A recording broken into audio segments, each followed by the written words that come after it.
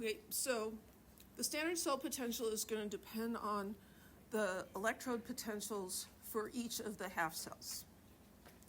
It's going to depend on, what's in there. So we can think of each electrode in each half cell as having its own potential, called the standard electrode potential. The standard cell potential was the potential of the cell as a whole. The standard electrode potential is just the potential of that electrode. And then the standard cell potential is going to be the difference between the electrode potentials. And we got this picture again. 2 water tanks connected by a common pipe. The water's going to flow from the one with the higher level, the higher potential energy, to the lower potential energy. And when we have half cells connected, the electrons flow from the one with the more negative charge, which is greater potential energy, to the electrode with more positive charge, less potential energy.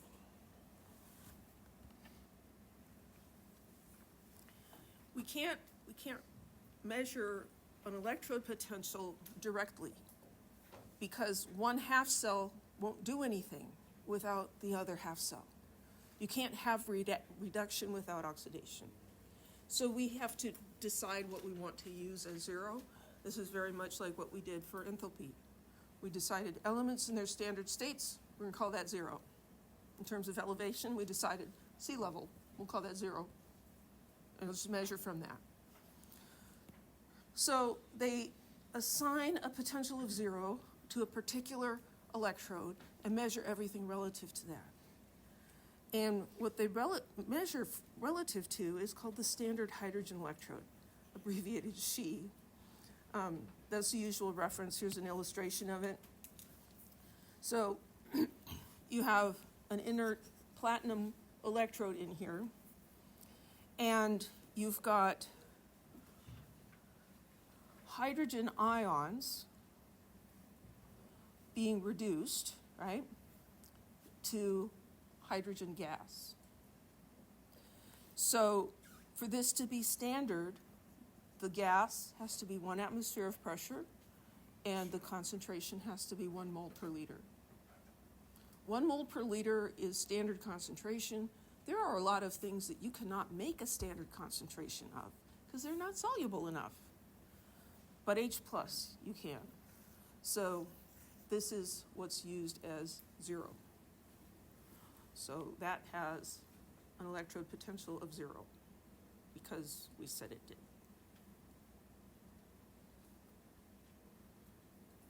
So here we've got our standard hydrogen electrode here, and here we have our zinc half cell. Zinc electrode is going to make zinc ions and electrons. And so the electrons are going to flow from the anode to the cathode. And now instead of a light bulb, we could put a little voltmeter up here and measure the difference in potential. And this one is going to give us a difference in potential of 0.76 volts. A positive cell potential says that this is going to be spontaneous. It's going to generate electricity. So the standard cell potential is the difference between the cathode and the anode. I find this very confusing. So there's no delta on here, but the cell potential is the difference between the final and the initial. Okay, that's fine. And if we can remember that the oxidation, the anode is always on the left, and the reduction, the cathode, is always on the right, and things go from left to right. This is the final minus the initial. I've got a way that makes a lot more sense to me than that. It's like, is it cathode minus anode or anode minus cathode? Well, you're going to get really close, but you might have the sign wrong. So this is how you can measure the electrode potentials of different electrodes. You just hook them up to this and see what the voltmeter says.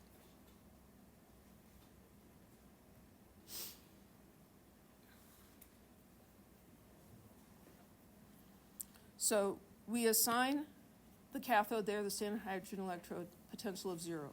So the cathode is 0 because we said it was. We're measuring the difference, it's 0.76.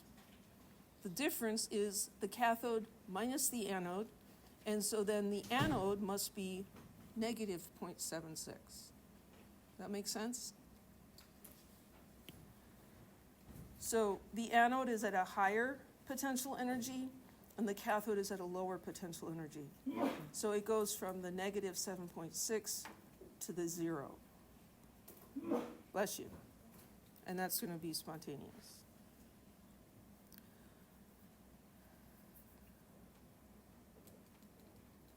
So this one has a negative electrode potential. And the more negative that is, the more the electrons want to get away, right? Bigger negative charge, the negative electrons, we're out of here. Smaller negative charge, they're like, we'll just kind of mosey away, right? It's not such a big deal. 0, they're like, we're not going anywhere. We're just going to sit here. So if we did that with a copper electrode, copper and copper 2 ions, and measured it with the voltmeter, it would say negative 0.34 volts. And this is because this copper electrode has a more positive potential than the standard hydrogen electrode. More positive means a lower potential energy for the electrons. So the electrons are not going to go forward from the anode to the cathode, they're going to be going backwards. Hence the negative potential. So the cathode is higher in energy and the anode is lower, and so the electrons are not going to go in that direction. So the more positive the electrode potential, the lower potential energy of an electron at that electrode, because they like it there. They're happy.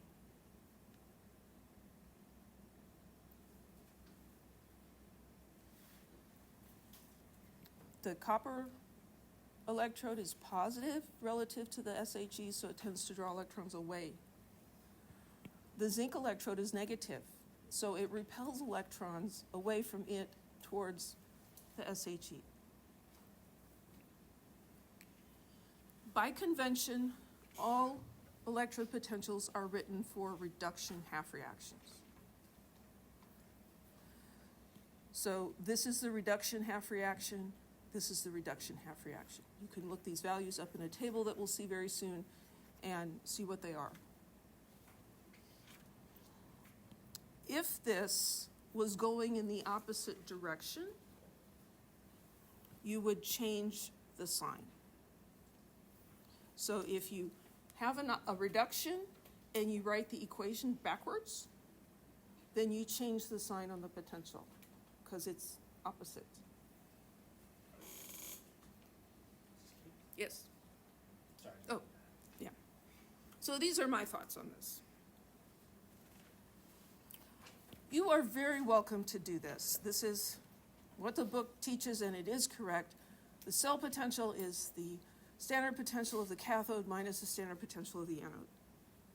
I can't seem to remember that to save my life. You look these values up in the table.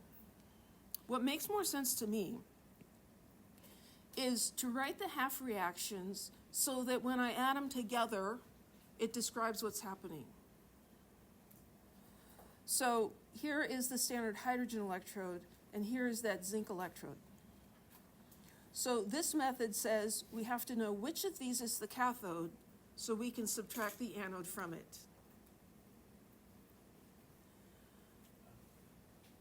What I'm going to do is I'm going to write one of them as an oxidation and leave one as a reduction, because that's what has to happen.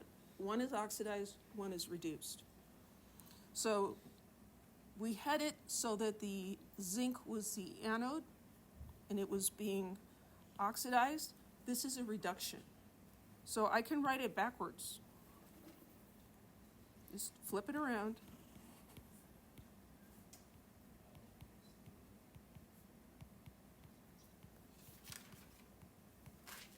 So now the zinc is losing electrons instead, oxidation.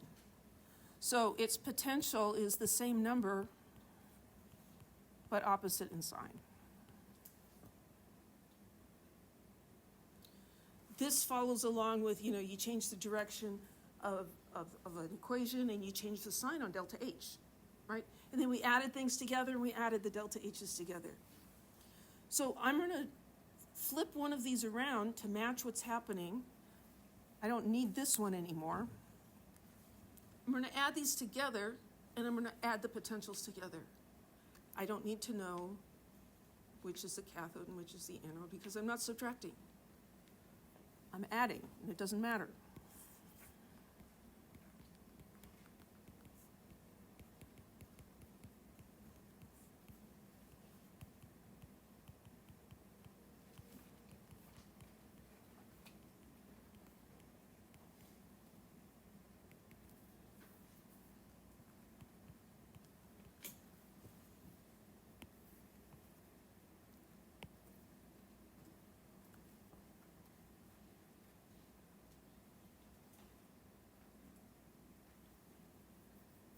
So the book is saying you take this one and you subtract that one.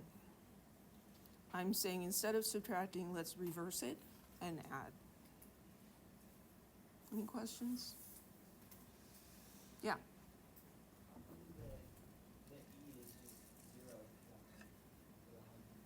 Because that's what we defined as zero. This is the reaction occurring in that standard hydrogen electrode, and we decided to use it as a reference.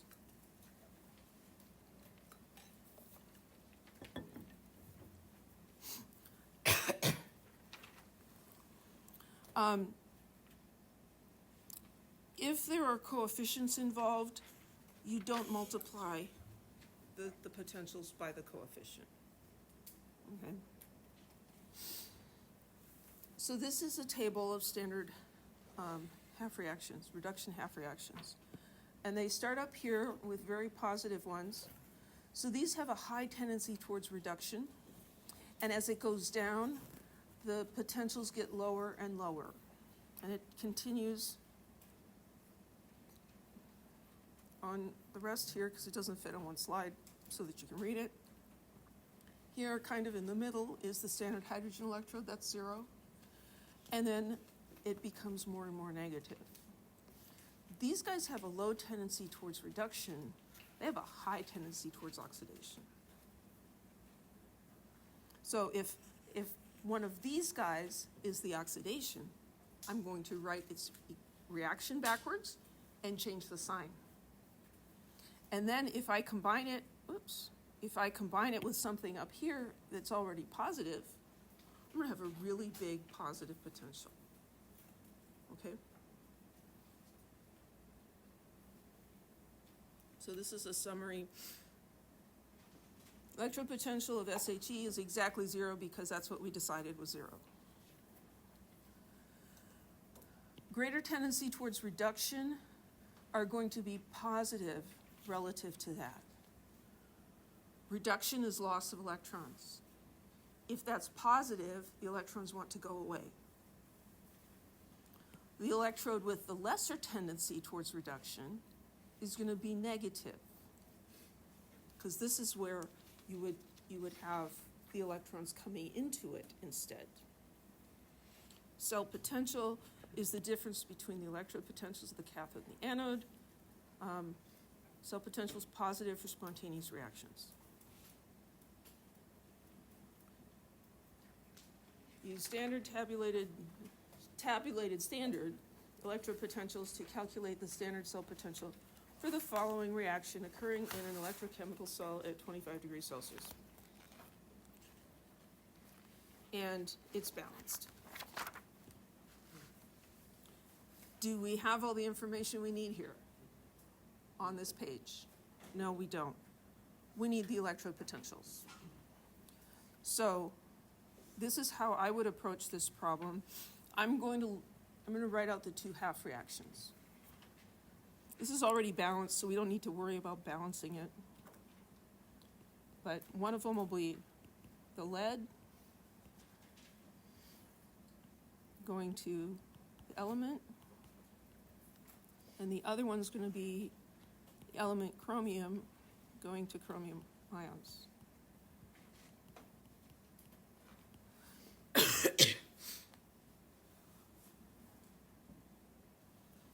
There need to be electrons in here to balance it. The electrons are always going to go on the positive side.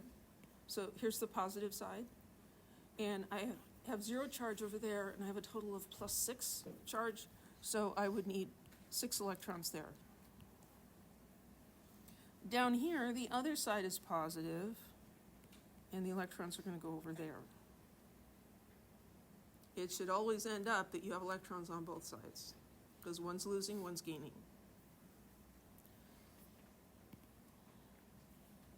With a little bit of practice, you can see this in there without pulling it out, but we're not to that point yet. So what I want to do is I want to find PB and electrons going to PB solid. We're not going to worry about the coefficients here. This is all multiplied by 3. We don't care. So we're going to go, here's PB2 plus going to PB solid. That's the same direction as the half reaction we wrote. So I'm going to write this down next to it, negative 0.13.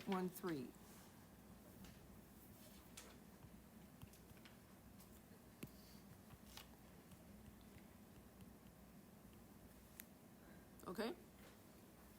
Now I'm going to look for one that has elemental chromium and chromium 3+. And you got to be a little bit careful. Here's chromium 3+, and here's another chromium 3+. But we don't want chromium 2+ on the other side. We want the element. So this is the guy we want right here. And this is negative 0.73. Is this written the same way we have ours written? No, it's backwards. We wrote ours backwards, so we're going to take this number and change the sign. 0.73.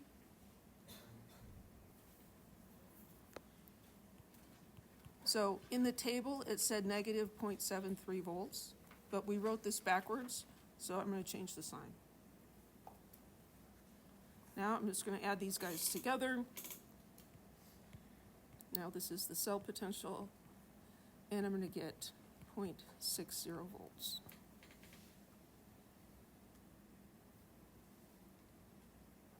Yeah. Do we multiply those by the coefficients? No, you do not multiply by the coefficients. The potential difference here is not dependent on how much of it there is. Like, you burn a teaspoon of gasoline or a truckload. Whole bunch different energy, right? This is potential. It's at that potential whether you've got a big vat of it or a small beaker of it. So there's no multiplying. We will see that this number gets used later, but not in this way. Any questions?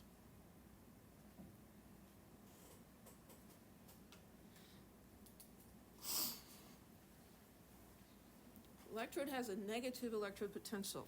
Which thing is correct? An electron at this electrode has a lower potential energy than at a standard hydrogen.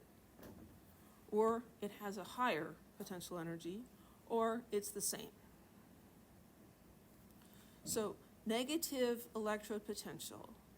The standard hydrogen electrode is 0. So it's not the same, right? Because 0 is not negative. The electrode is negative. Does the electron want to stay there? No, it wants to roll away, it wants to move away. It's like a ball sitting on top of the hill, right up near the top. If you let go of it, it's going to roll away because it's going to go from high potential energy to low potential energy. Okay, so an electron here at this negative electrode is going to have a higher potential energy.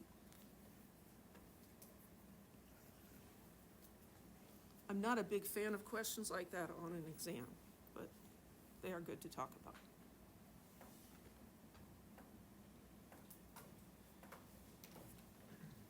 Okay, predicting the direction of a spontaneous reaction.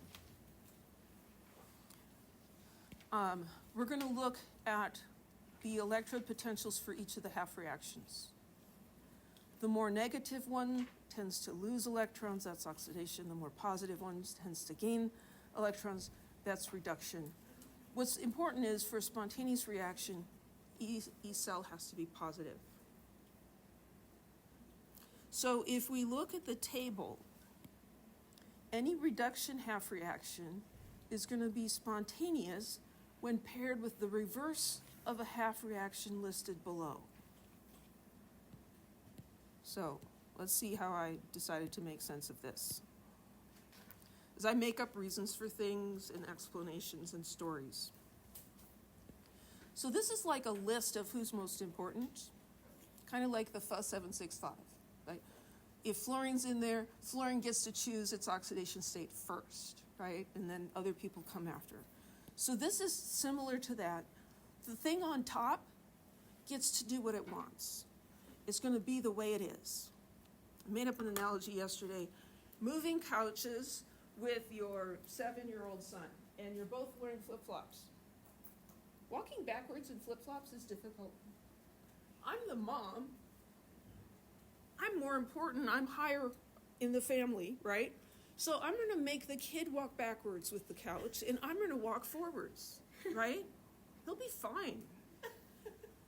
Fall down the stairs won't hurt. Oh, we're not going down the stairs. It's a handicap accessible. Awesome. These analogies grow rapidly. Anyway, so let's just say that we had, oops, that's not what I wanted. We've got this one and I don't know, maybe this one.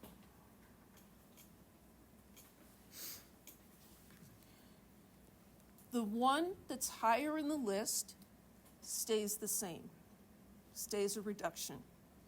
The one under it has to walk backwards, gets turned around. So reacting Pb2 plus with solid manganese would give us a spontaneous reaction. Because this is negative 0.13, this is going backwards, so it's positive 1.18. You add them together, you get a positive E cell. Okay, he saw it. Did anybody else see it? Does that make sense?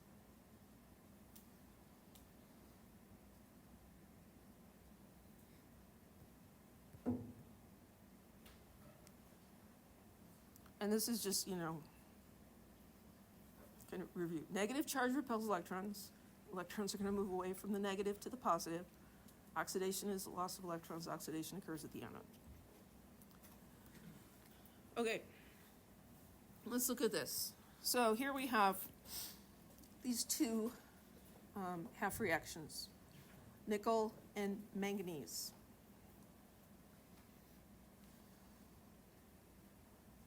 And if this is the only information we had, and they were saying, well, what's the spontaneous reaction? I would look at these and I'd figure out, well, which one do I have to make opposite so that when I add them together, I get a positive number? Here we have a cell, and so we know that anode is supposed to be the oxidation and the cathode is supposed to be the reduction. So this one is the reduction. No. And this is not the cat, it's the oxidation. So if we want to know what the potential for this cell is, you can take the anode and subtract the cathode. Or this one is oxidation, it's going to be backwards. So I can write it out backwards.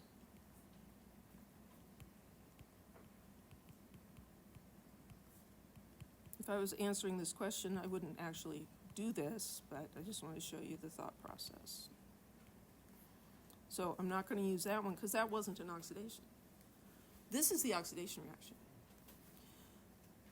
The electrode potential is the same number, it's just a different sign, the opposite sign. So then we add these together, and we get 0.95, and it's positive.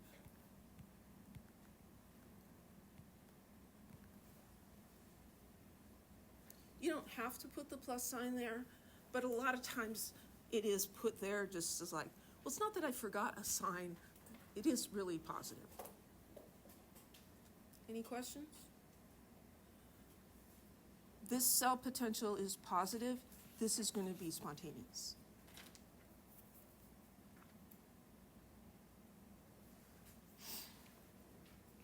Now, I'm a person who would prefer to just calculate the cell potentials and look and see if they're positive or negative. But we can ask you questions on an exam, especially where you don't have the information to do that, and so you have to think about it. So here we've got our half reactions, but the numbers are missing.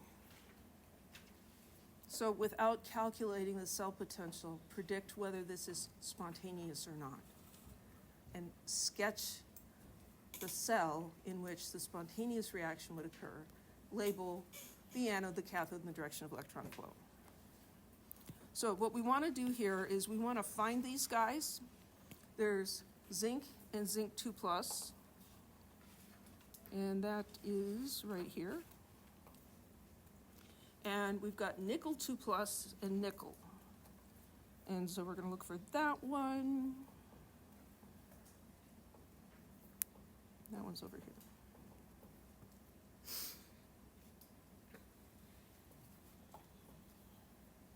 So we've got these two.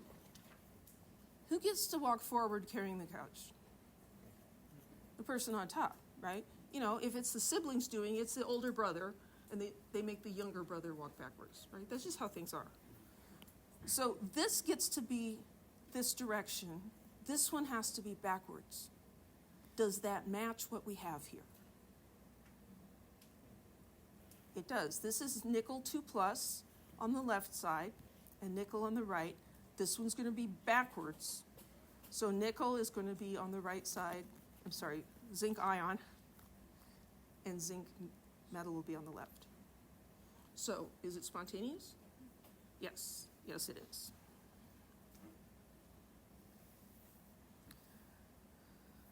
And then the anode on the left, the cathode on the right. So is it oxidation or reduction at the anode? Oxidation. An ox, so this is the oxidation. Which of these is the oxidation reaction, the zinc or the nickel?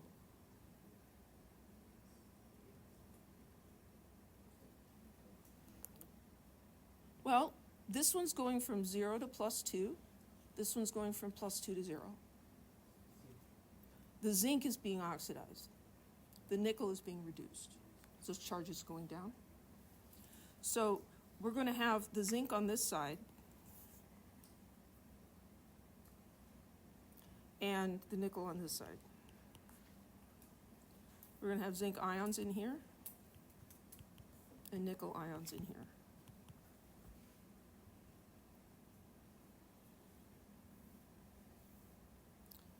We determined that this was spontaneous, and so the electrons are going this direction.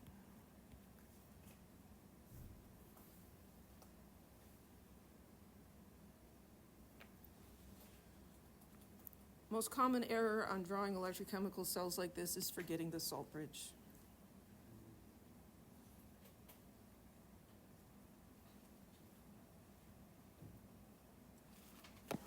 Is this reaction spontaneous under standard conditions?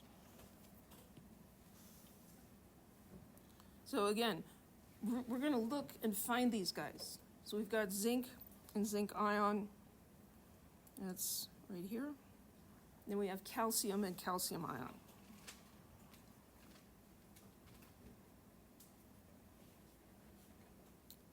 Who gets to be the reduction in a spontaneous reaction, the one on top.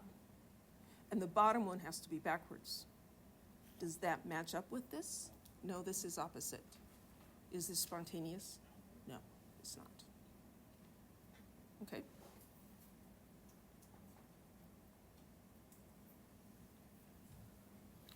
Then these are kind of fun questions. Solution contains both sodium iodide and sodium bromide. Which oxidizing agent could you add to the solution to oxidize the iodide, but not the bromide? Bless you. So here is the iodide, and here's the bromide.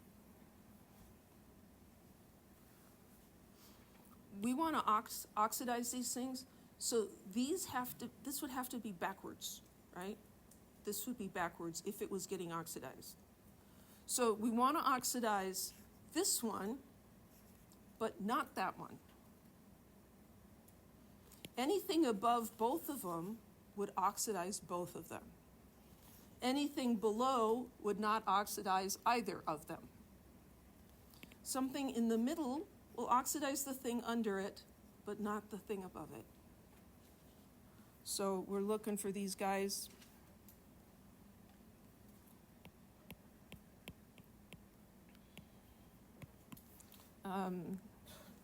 There's chlorine.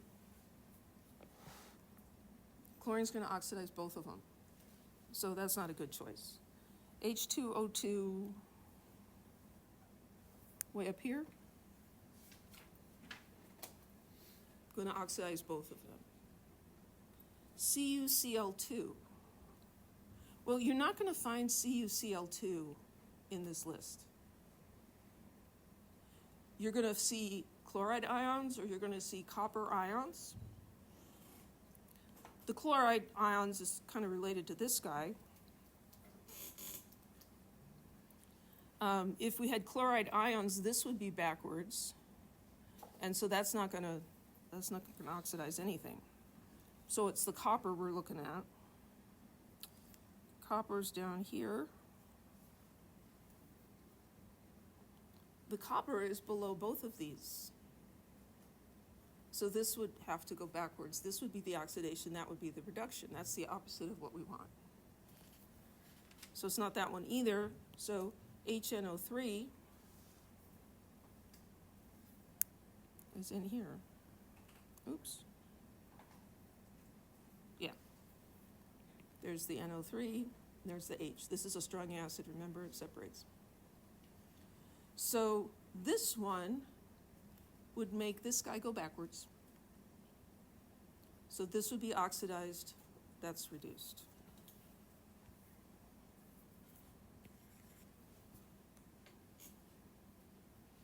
Any questions?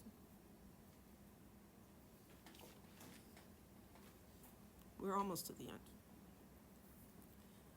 Most acids are going to dissolve metals by reducing hydrogen ion into hydrogen gas. Like this is a piece of zinc in acid, and we see bubbles of hydrogen forming as the hydrogen ion is reduced. Then the zinc is turned into zinc ions, which go into solution, and the solid zinc disappears. So the metal gets dissolved. So metals whose reduction potentials are below the reduction of hydrogen will dissolve in acids. Because the hydrogen is being reduced, what's happening to the metal? It's being oxidized.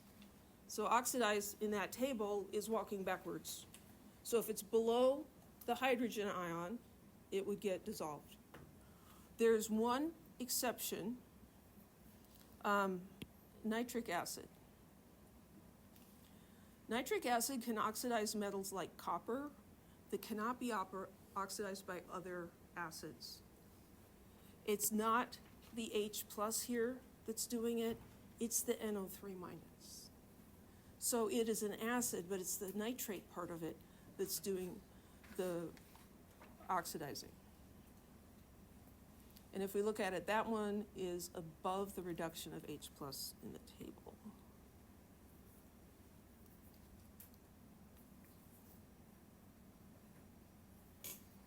So here's, there's nitrate, nitric acid, and here's hydrogen. So they're asking us which metal dissolves in nitric acid but not in hydrochloric acid. So nitric acid, and this would be the hydrochloric acid.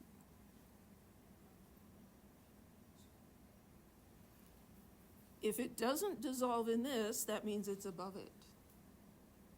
If it dissolves in this, it means it has to be below. It's got to be in here somewhere, right? So if we look for iron, now don't get deceived by this guy. That's Fe3 plus and Fe2 plus. We're talking about Fe. Fe is actually down here. And if you look closely at your notes, these last two lines aren't on your notes. Last three, actually. Because yesterday in lecture, I realized, oh, duh, part of this that we really need is missing. So I changed that this morning. So iron is down here. Normal acid, any acid can dissolve iron. What about gold? Where's gold? Gold's up here. So it's above this, so that's not going to get oxidized. Gold doesn't dissolve in acid, which is a really nice thing. And then silver. The silver's in the middle. So the silver can be oxidized by nitric acid, dissolved by nitric acid, but not by hydrochloric acid. So you could put a silver ring in hydrochloric acid and it would be fine. If you put it in nitric acid, it's going to dissolve. Don't do that. That's not what I meant to do. This is what I meant to do. So it's this guy, right?